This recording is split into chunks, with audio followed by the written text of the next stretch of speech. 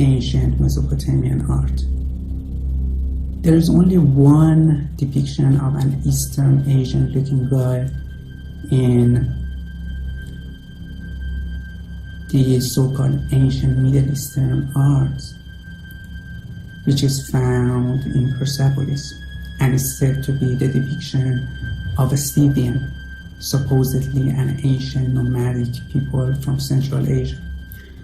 So, no, according to the ancient Middle Eastern arts, the ancient indigenous inhabitants of the Middle East were all black, specifically Negroid. So, no, according to the ancient Middle Eastern arts, the ancient indigenous inhabitants of the Middle East were all black, specifically Negroid.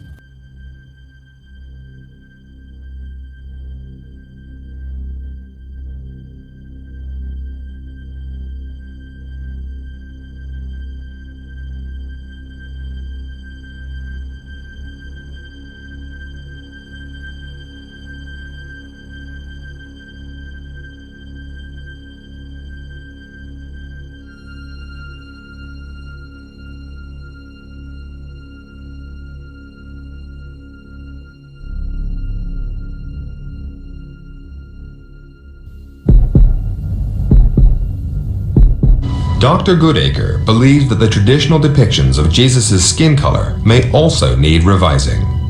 Firstly, most historians would assume that in Jesus' part of the world, people would be darker skinned. In addition, Dr. Goodacre has now found supporting evidence in the Gospels themselves.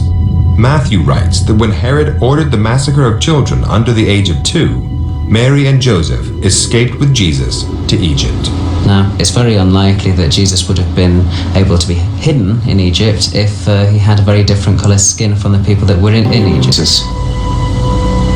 They're the earliest pictures of Jewish people in the world, and fashions back then changed slowly.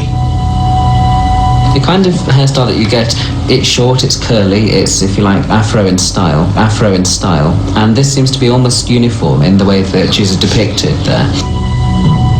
It's unlikely that Jesus' skin tones were white in the traditional, as you get it in much of the traditional art, as you get it in Hollywood Jesus's.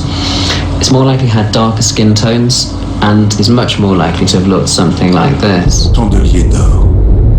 Et au milieu des 7 chandeliers, quelqu'un qui ressemblait à un fils d'homme, vêtu d'une longue robe, et ayant une ceinture d'or sur la poitrine.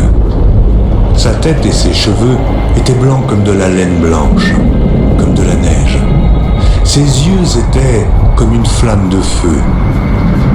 Ses pieds étaient semblables à de l'airain ardent, comme s'il eût été embrasé dans une fournaise. Et sa voix était comme le bruit de grandes eaux.